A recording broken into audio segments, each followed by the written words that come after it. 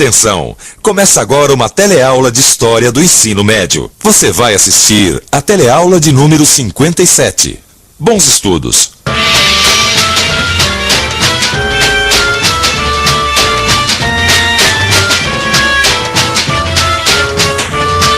Você vai ficar sabendo como e onde começou a Segunda Guerra. Uma guerra que reuniu de um lado Alemanha, Itália e Japão, e do outro os países aliados, entre eles a Inglaterra, os Estados Unidos e a União Soviética. Você ainda vai ver como foram as principais batalhas dessa guerra e como ficou o mundo após o seu fim.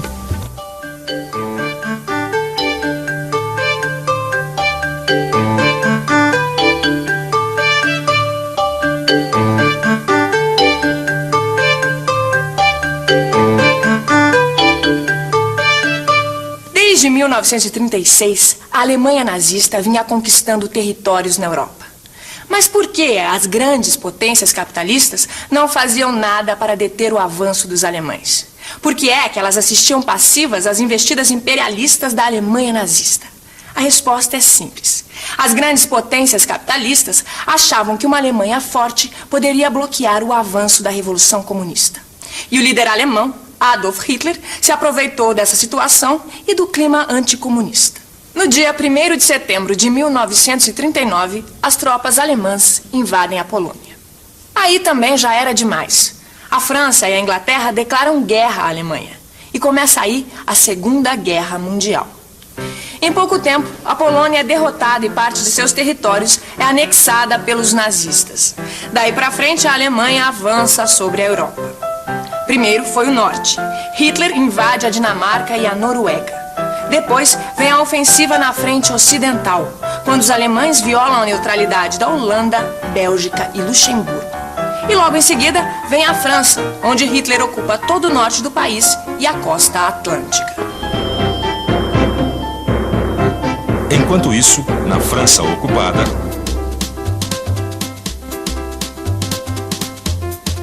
Eu não te falei que esse Marechal Pétain ia deixar a gente na mão?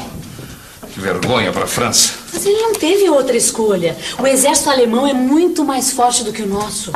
Perder uma batalha não é vergonha nenhuma. Vergonha é perder e colaborar com o inimigo, que é o que esse Pétain está fazendo. Que absurdo.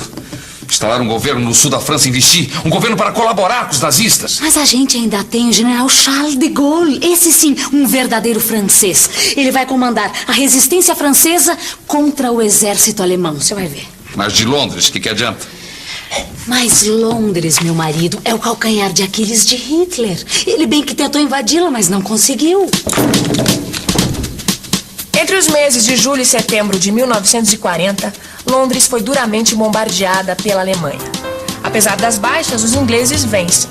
Hitler desiste de invadir as Ilhas Britânicas. Foi a primeira derrota dos nazistas. Enquanto a Força Aérea bombardeava Londres, o exército nazista se uniu às forças italianas para invadir a Grécia em 1940. Mas a Grécia não foi o único país ocupado na região dos Balcãs. Iugoslávia, Bulgária e Romênia também foram invadidos. Até esse momento, o conflito se concentrava no continente europeu. Mas em meados de 1941, se transforma numa verdadeira guerra mundial. Cairo, Egito. Rita querida, o norte da África é realmente impressionante. O Egito com suas pirâmides deixa a gente de queixo caído. Os italianos parecem ter pensado o mesmo durante a Segunda Guerra, porque o Egito foi um dos primeiros países fora da Europa que as tropas fascistas de Mussolini quiseram invadir. Só que por aqui não tiveram vez e perderam a batalha para os ingleses. Além do Egito, as forças fascistas italianas tentaram ocupar a Líbia, a Somália e a Abissínia.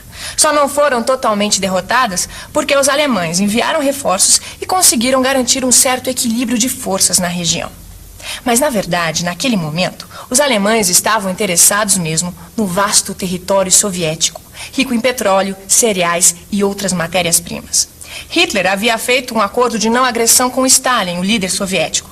Mas depois de ter fracassado na Inglaterra, Hitler teve que desprezar esse acordo para garantir a hegemonia alemã no continente europeu. Junho de 1941. As fronteiras da União Soviética são invadidas por uma multidão de 3 milhões de soldados alemães. Os alemães subestimam a capacidade de defesa dos soviéticos, que resistem heroicamente e transformam a União Soviética no palco das maiores batalhas terrestres da Segunda Guerra. Pois bem, até agora a gente tem a seguinte situação. Os italianos lutam no norte da África e os alemães avançam pelo território soviético. Mas e o Japão? Você deve estar se perguntando. Bom, o Japão estava em campanha militar para conquistar a Ásia. E apesar de contar com o apoio dos alemães, os japoneses ainda não haviam entrado na guerra.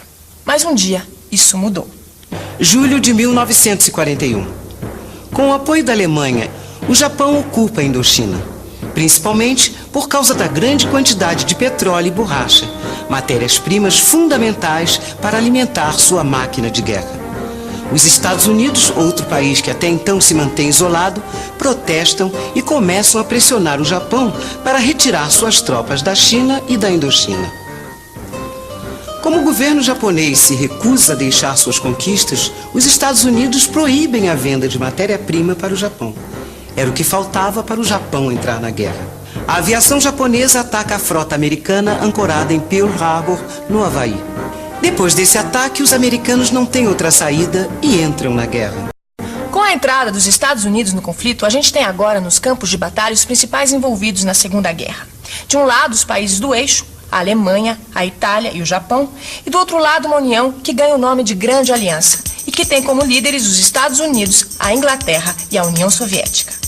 Então, Gil, foi Churchill pela Inglaterra, Roosevelt pelos Estados Unidos e Stalin pela União Soviética.